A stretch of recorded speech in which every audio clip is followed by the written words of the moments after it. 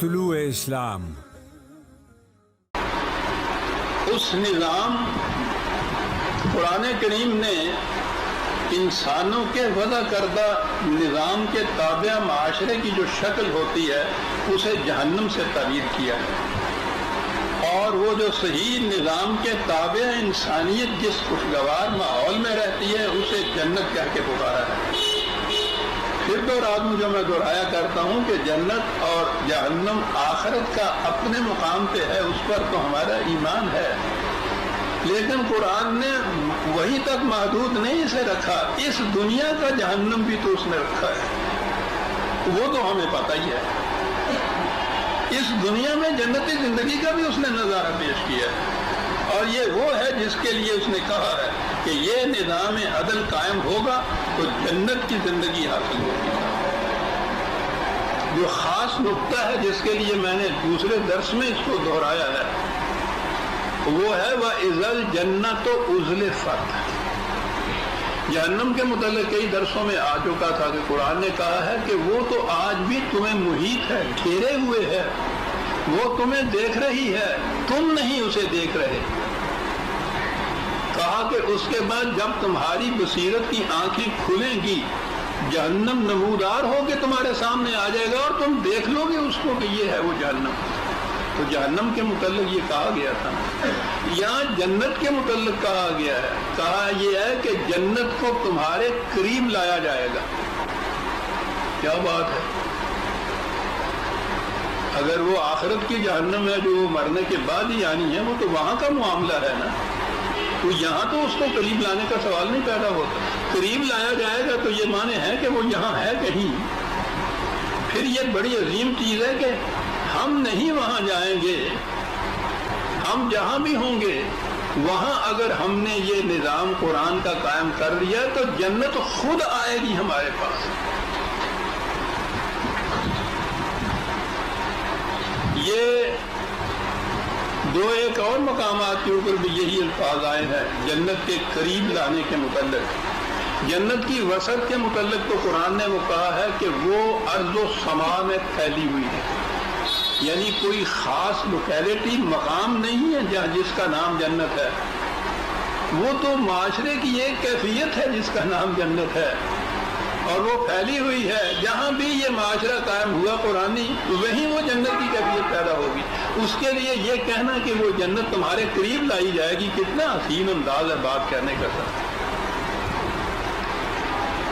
اور وہ ایک جگہ تو ایک ایسی چیز آئی ہے بڑی غور طلب ہے، اور میں سمجھتا ہوں کہ درس اس کا مقام بھی نہیں ہے، وہ تو نصاب کی چیز ہے۔ 81/13 ہے ریفرنس اس کی بڑی اہم آتا ہے۔ یہ جو نظام ہے قرآن کا قائم ہونے کا اس میں ہے وَجَاءَ رَبُّكَ وَالْمَلَكُ صَفًّا صَفًّا، کہ خود رب اور اس کے فرشتے آئیں گے تمہارے پاس۔ میں نے عرض کیا کہ آیت ہی میں پیش کر رہا ہوں، اس کی باریکیوں میں جانے کے لیے درس کا مقام مشکل ہوتا ہے کہ بزم میں اہل نظر بھی ہیں تماشائی بھی۔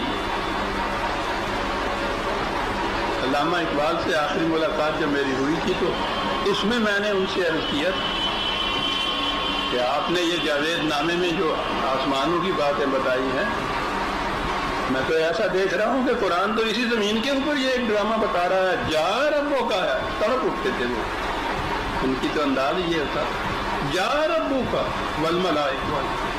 والملک صفًا صفًا۔ تو یہ وہ نظام ربوبیت ہے کہ آسمانی اقدار، وحی کی اقدار، اور یہ فطرت کی قوت نے جنہیں وہ ملائکہ کہتا ہے، ان دونوں کا امتزاج ہوگا۔ یہ الگ الگ رہتی ہیں تو کوئی نتیجہ نہیں پیدا کرتی بلکہ جہنم ہی پیدا کرتی۔ فطرت کی قوتوں کو محفوظ مسخر کیا جائے اور انہیں تابع نہ رکھا جائے اقدار خداوندی کے، تو وہ جہنم ایسا پیدا ہوتا ہے جس میں آج ساری دنیا محفوظ ہے۔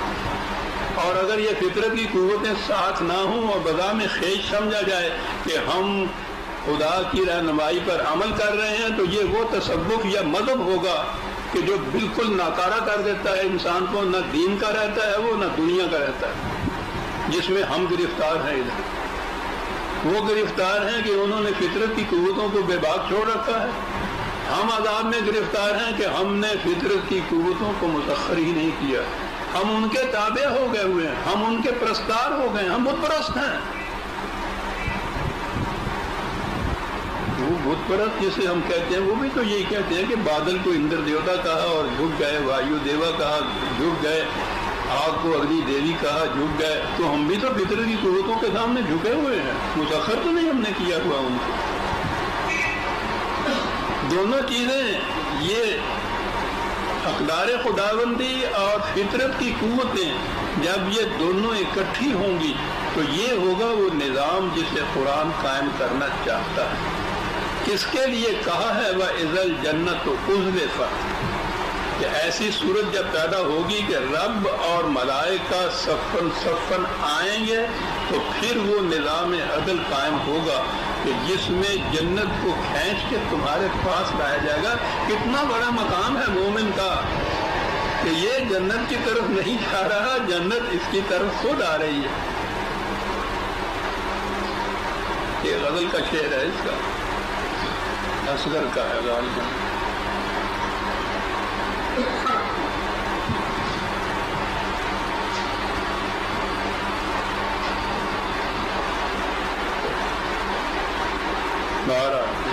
ایک لفظ کا مغالطہ ہے. مجھ کو وہی کافی ہے ساقی تیری مینا سے, جو کھنچ کے چلی آئے خود جذبے تمنا سے. یہ انداز جو کھنچ کے چلی آئے خود جذبے تمنا سے, کچھ ایسا انداز ہے یہ جنت کا عزلے پر جو قرآن نے کہا ہے کہ وہ تو تمہارے جذبے تمنا سے خود کھنچ کے چلی آئے گی تمہاری طرف. یہ کیفیت پیدا ہوگی اور اس میں یہ پھر بات کہی قرآن نے کہ ہوگا اس میں یہ کہ علمت نفس ما احضر, ہر فرد نے جو کیا ہوگا وہ اپنے سامنے حاضر پائے گا. یہ ہے نظام عدل. اور جو کیا ہوگا اس میں قرآن کہتا ہے کہ دل میں گزرنے والے خیالات جو ہیں وہ بھی نتیجہ خیز ہوں گے. محسوس شکل میں ان کا ارتکاب تو ایک طرف رہا, دل میں گزرنے والے خیالات جو ہیں اور بنیاد تو وہی ہوتی ہے حقیقت میں, وہ بھی نتیجہ خیز ہوں گے. تو یہ ہوگا وہ نظام کہ جس میں جنت خود کھنچ کے چلی آئے گی مومن کی طرف.